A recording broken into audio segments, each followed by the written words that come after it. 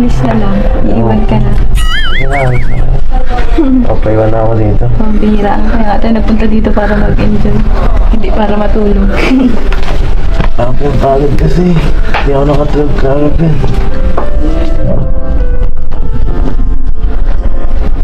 Grabe, bakit ang likod ko talaga nyo sa airport? Buong biyahe mo kasi ng dala. Pambihira. Hindi tayo na. Saan tayo pupunta? Saan tayo pupunta? Ay, hindi mo alam eh. Huwag ka na. Pagod pa ako eh. Paano yan? Gusto mo magkape? Hindi na. Hindi ako mahilig. Ay. Tara na. Sige na. Sige na. Tara na. Ano? Baka nabigyan ka dyan. Labis ng dala mo. Nakasukay mga kalingap. Napaka-sweet naman po ni Habi dyan, no? Ginigising pa siya ni YP. O, diba mga kalingap? Sobrang sweet, diba, ni YP. Grabe na yan. Nakakatuwa, no? Kasi, kaya nga sila nagpunta dyan para mag-enjoy. Tama yung sinabi dyan ni Beyonce, no, mga kalingap. Siyempre, si Kalingap Edo nagpapalambing, o, diba? So, ayan, nakakatuwa naman po, no? At yung lugar na tinuluyan nila ay sobrang malaki, malawak, maraming kwarto, maraming tulugan, hindi sila magsisiksikan. At maganda yung naanuhan nila, tuluyan po nila dyan, mga kalingap. Siyempre, nandyan din yung mga solid na sumusuporta sa kalingap, no? Talagang nandyan po sila, nag-aasikaso dito sa kanila. Kaya sobrang nakakatuwa, no? Na talagang yung mga solid nating mga OFW na nandyan sa Hong Kong ay talagang todo yung support nila, yung pag-aalaga nila dito sa Team Kalingap, ano, mga kasukay, mga kalingap. So, ituloy pa po natin. Dito tayo sa medyo, ito ko yung medyo kita yung dagat. May mga photo bombs eh.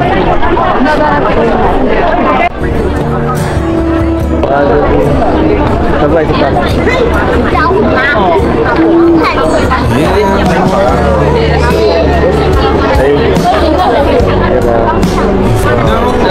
Sino, parang ganda sumakay dun, no?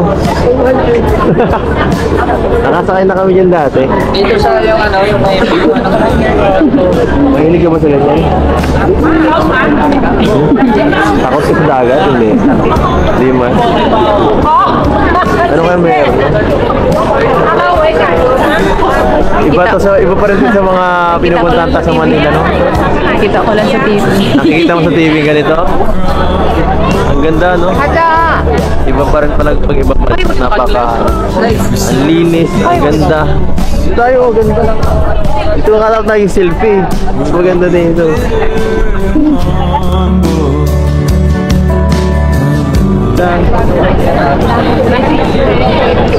Hindi ka nilalamig.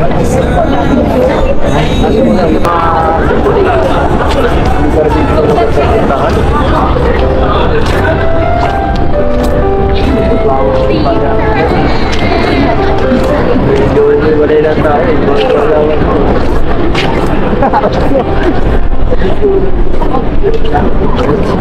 Alam mo ba, dito ligan dito ang pagiging public.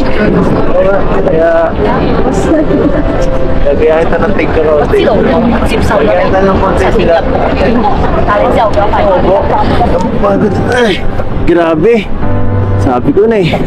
Nangangatog na ang tugod ko. Ang sakit na rin ang likod ko. Hindi na talaga ako sa lamig. Ha? Pahinga. Gusto ko naman pag nandito ka, okay naman. Napabawas-bawas na. Mabuti na lang. Lagi kang ano ngayon. Dumidikit. Lagi kasi ano. Pag palagi kang kasama yun. Nakakahiya eh. So, nice.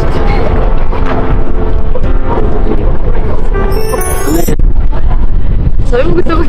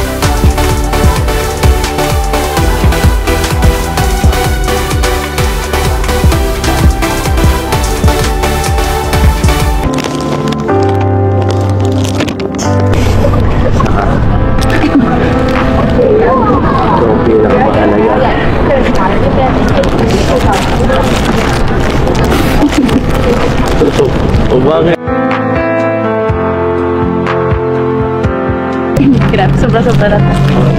Grabe na, may pa-flowers pa. Siyempre. Dapat natutulog lang ako. Siyempre para tuloy-tuloy ang saya. No? Para yun ang ulo. Makiuso naman tayo kahit pa paano. Makiuso naman tayo sa mga millennial kahit pa paano. Ito siguro ang pinakamagandang Valentine's Day sa buong buhay ko. Ako din siguro kasi nasa ibang bansa. Oo. Tapos kasama pa kita, no? Kaya doble ang saya. Ito mga ganung bagay na ano ko lang to eh. Nai-imagine ko lang to eh. Nai-imagine ko sa utak ko.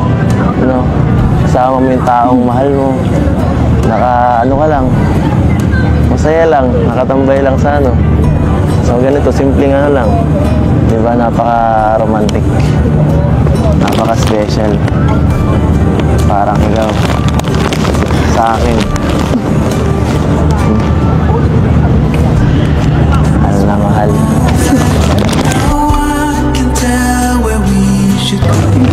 Salamat ha. Ha? Wala yan. Siyempre, dapat lang. Araw-araw ko nga dapat ipaparamdam eh. Kaso, malayo. Medyo... Sobra-sobra na yung ano ginagawa ko para sa akin. Bakit naman?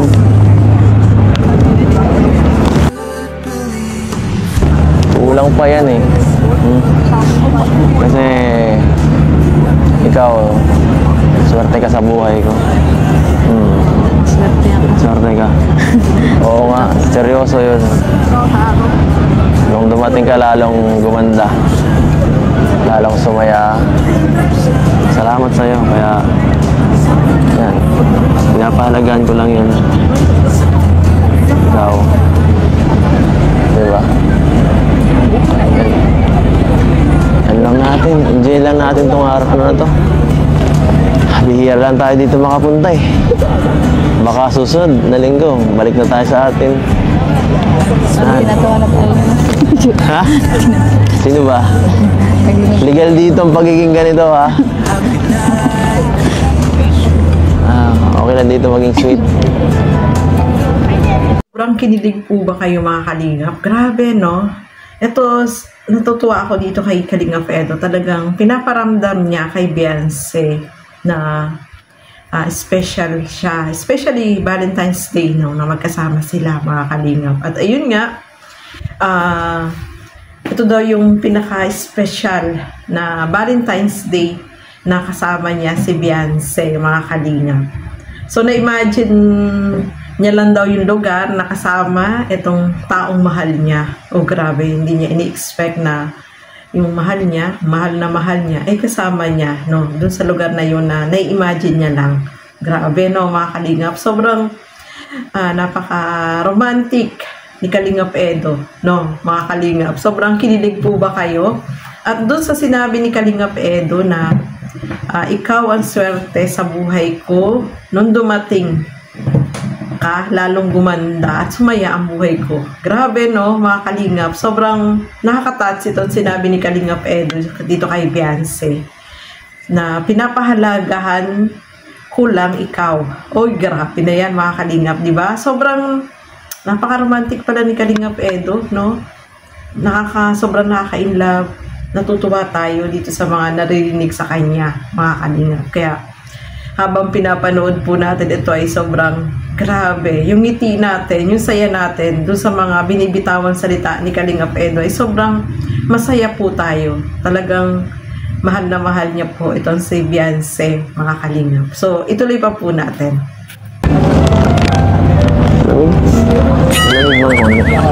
Sabi ko sa'yo eh. Dapat kasi nag-ano ka. Pinakapalan mo yung jacket mo. Halika nga. Okay ba to?